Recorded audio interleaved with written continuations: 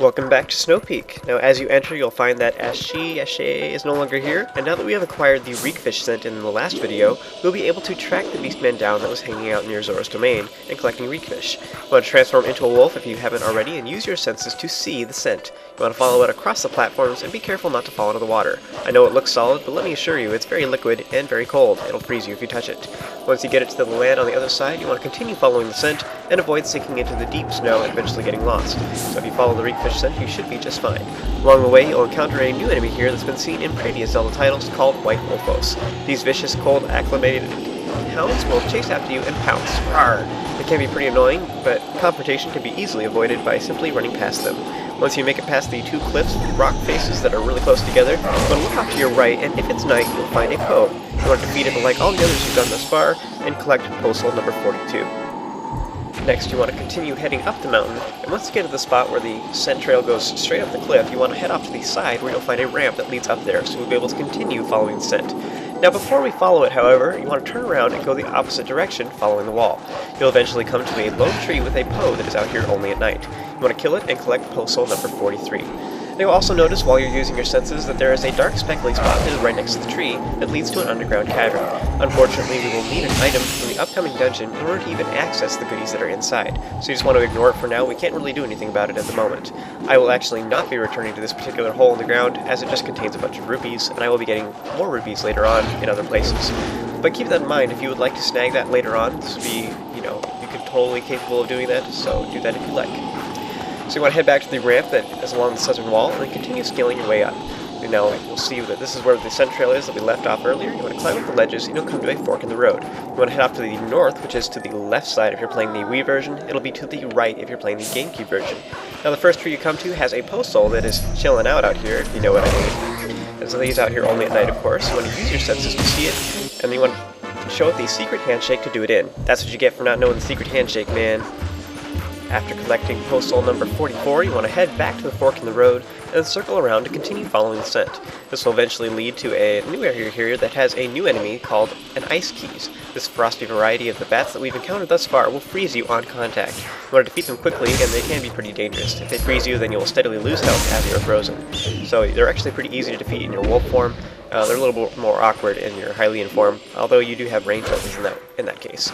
Once you've defeated them, you want to admire the wall straight ahead where the scent trail abruptly ends. Now it looks a little bit odd compared to the rest of the snowy barriers around here, so you want to ram into it. This will cause a little mini avalanche. Don't try this at home, kids. You want to continue following the scent trail, which conveniently leads all the way over to this ledge with a howling stone. Who'd have thought? You want to listen to it and then howl the song back to it. Now, as you may have noticed, the songs for these Howling Stones have been getting a little bit trickier than they have been previously, so this one's a little bit harder than some of the ones we've done thus far. Now, once you have successfully done it, then you'll be once again taken to this misty area just above Hyrule with the Golden Wolf. You want to howl the song with him, and then they will both howl the song together. The song that is played here is the Ballad of Gales from the Wind Waker, so those of you who have played that game may recognize it. Now this is the Howling Stone for the 6th out of 7 hidden skills found within the game, so we already have most of them already. Now if you did not snag some of the more recent ones, such as the Mortal Draw or the Helm Splitter, you should check out our Howling Stone guide, which is on our website, which will help you find those. So if there's anybody you are missing, now would be a great time to go get those here in just a moment. Now we will actually be going to go get this Golden Wolf here in a little bit, but we will actually do that here in just a moment, as you'll see, which will be a more convenient time for us to do that.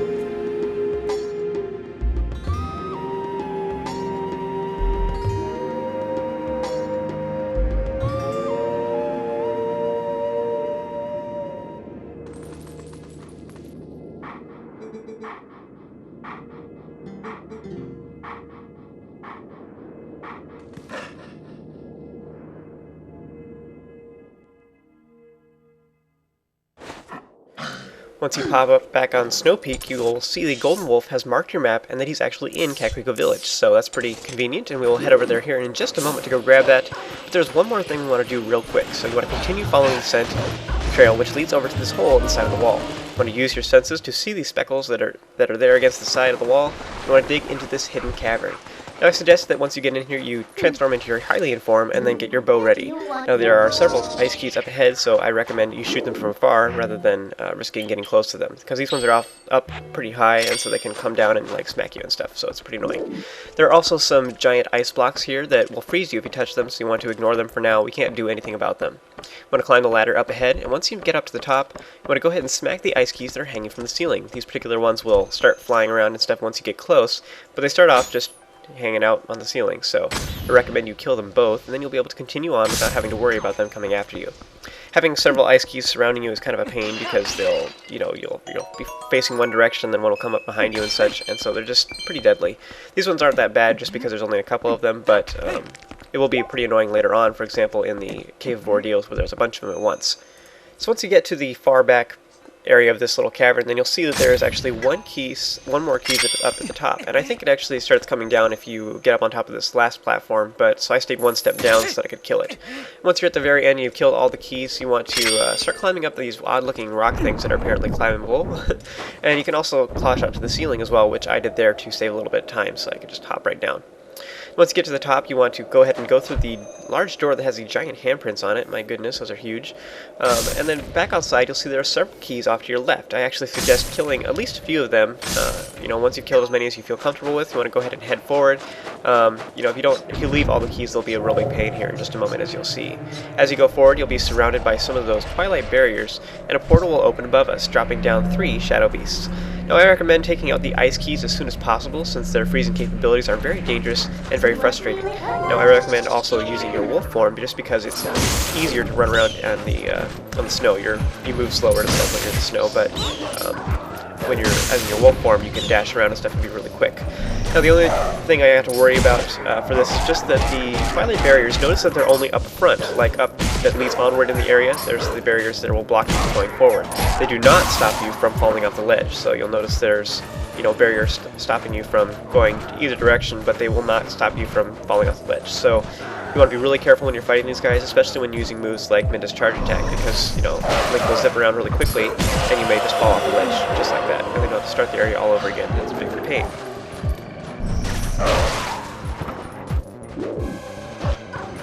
So once you have finally managed to defeat them all, the portal will change to be under our control, which gives us a major shortcut to get back here.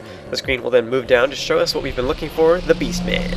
So you can use your senses to see that the scent trail leads right up to him, so that he's apparently the person we're looking for. And we'll have a little chat with this dude in just a moment. Right now, we will return here. You want to warp on over to Kakariko Village so we can pay a visit to the Golden Wolf. And that's all the time I have for this video, folks, so ciao, and I will see you in the next one.